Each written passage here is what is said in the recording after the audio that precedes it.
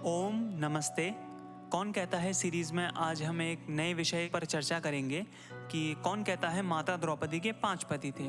विषय शुरू करने से पहले मैं आप लोगों को यह बताना चाहता हूँ कि धूर्त, पाखंडी, पंडे, पुजारी और स्वार्थी लोगों ने हमारे शास्त्रों में, हमारी रामायण में, हमारे महाभारत में और अनेक ग्रंथों में अनेक प्रकार की असंख्य मिलावट कर दी गई।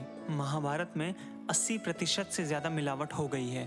देखिए, महर्षि दयानंद अपने अमर ग्रंथ सत्यार्थ प्रकाश के 11वें समोल्लास में यह लिखते हैं कि एक राजा थे, राजा भोज। आप सब जानते होंगे, राजा भोज गंगोतेली की कहानियाँ बहुत फेमस हैं और राजा विक्रमादित्य को भी आप जानते ही हैं। वहाँ यह है कि जो राजा भोज थे, उन्होंने अपने समय में, अपने काल में एक ग्रंथ बनाया था, संजीवनी नामक, जो कि ग्वालियर राज्य के भिंड नामक नगर के तिवाड़ी ब्राह्मणों के घर में है, जिसको लखनऊ के राव साहिब और उनके गुमाश्ते रामदयाल चौबसे ने अपनी आंखों से देखा है। उसमें यह स्पष्ट लिखा है कि महर्षि व्यास जी ने 4 सहस्त्र 400 यानी 4400 और उनके शिष्यों ने 5 सहस्त्र 600 मतलब 5600 अर्थात 10 सहस्त्र श्लोकों के प्रमाण से भारत बनाया था। मतलब 10,000 श्लोकों का महाभारत जो ग्रंथ था वो बनाया था। वह महाराज विक्रमादित्य के समय में 20,000 श्लोक का हो गया। मतलब जो 10,000 का बनाया था वो 20,000 का हो गया। फिर राजा भोज कहते हैं कि मेरे पिता के समय में 25,000 श्लोक हो गए थे उसमें, और मेरी अब आधी उम्र हो गई है और उसमें 30,000 श्लोक हो गए हैं।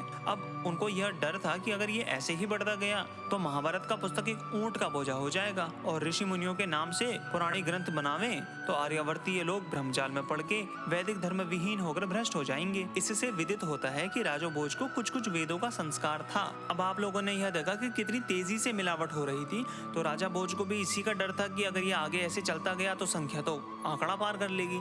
और आप लोगों को यह जानकर हैरानी होगी कि आज जो महाभारत मार्केट में मिलती है उसमें 1,10,000 श्लोक आते हैं, यानी 90% से ज्यादा मिलावट हम कह सकते हैं। और देखिए, गरुड़ पुराण में भी इसका वर्णन आता है। हालांकि कई लोग यह समझते हैं कि जो 18 पुराण है वो महर्षि वेद व्यास जी के हैं, किंतु यह सत्य नहीं है। वह धूर्त पाखंडियों के बनाए हुए ग्रंथ हैं। लेकिन बावजूद इसके यह देखिए आप गरुड़ पुराण में, इन भारतवर्षा in the golden age Satya Yuga the Daityas are born in the Brahmin families.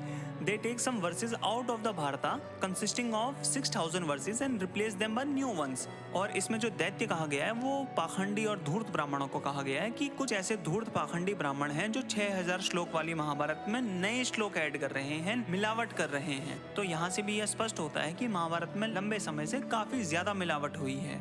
तो अब हम अपने विषय पर आते हैं कि क्या माता द्रौपदी के 5 पति थे।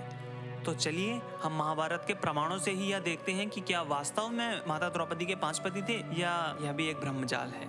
महाभारत और पुराणों में द्रौपदी के एक समय में ही 5 पति बताए हैं।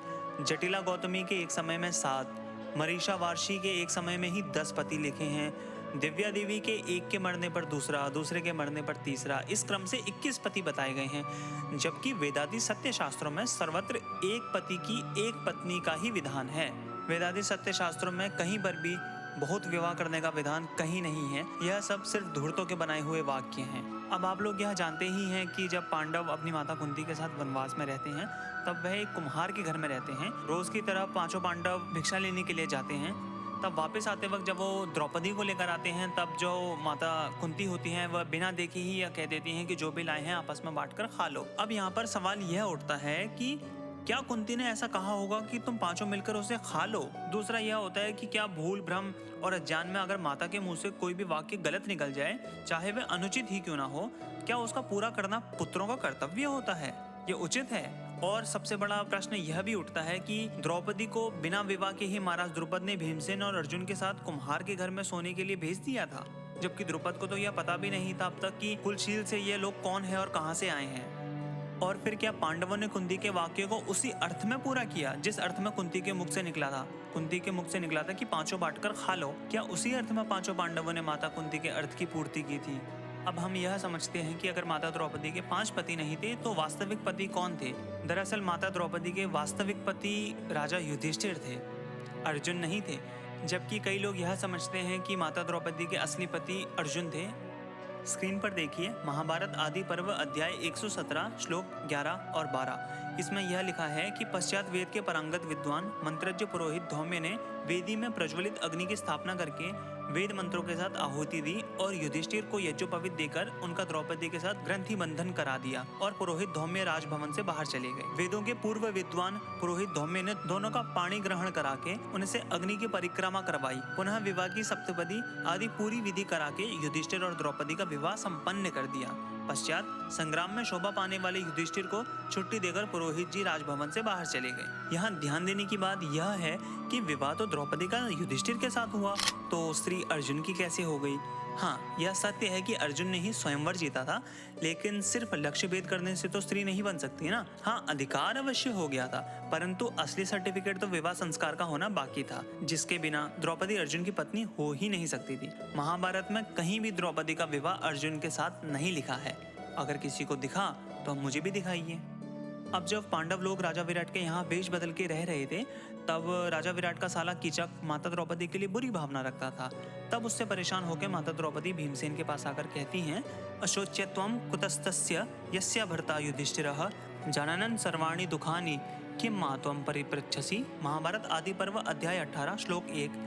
जिसके पति युधिष्ठिर हैं उसके लिए शोक रहित होना असंभव है। यदि द्रौपदी का पति अर्जुन होता तो यह यस्य भर्ता युधिष्ठिरः के स्थान पर यस्य भर्ता धनंजयः आता। धनंजय अर्जुन को कहा जाता था, या फिर यस्य भर्ता बृहन्नला आता। बृहन्नला अर्जुन का नाम अज्ञातवास में था। अब जब भीमसेन को यह पता चलता है कि कीटक माता द्रौपदी को परेशान कर रहा है, तो भीमसेन कीटक को मार डालते हैं और फिर कुछ इस प्रकार कहते हैं कि जो सैरेंद्री के लिए कंटक था, सैरेंद्री माता द्रौपदी का अज्ञातवास में नाम था, कि जिसने मेरे भाई की पत्नी का अपहरण करने की चेष्टा की थी, उस दुष्ट कीचक को मारकर आज मैं उरीण हो जाऊंगा और मुझे बड़ी शांति मिलेगी। अब यहाँ देखिए भ्रातुर भार्या लिखा गया है। भ्रातुर भार्या का मतलब होता है कि भाई की पत्नी। उन्होंने यहाँ मेरी पत्नी नहीं कहा था, तो यहाँ से भी सिद्ध होता है कि द्रौपदी माता भीमसेन की पत्नी नहीं थी, बल्कि राजा युधिष्ठिर की पत्नी थी। तो ऐसे अन्य और भी प्रमाण हैं, किंतु विद्वानों के लिए इतने प्रमाण पर्याप्त हैं। तो यहाँ देखा आपने, माता द्रौपदी के 5 पति नहीं थे। माता द्रौपदी का अर्जुन पति नहीं था। माता द्रौपदी का एकाएक पति राजा युधिष्ठिर थे और उन्हीं की वह पत्नी थी। तो जो माता द्रौपदी के ऊपर ये विधर्मी लोग जो सवाल उठाते हैं कि माता द्रौपदी के 5 पति थे, तो आप उन सबको आप जवाब दे सकते हैं कि माता द्रौपदी के 5 नहीं, किंतु एक ही पति था।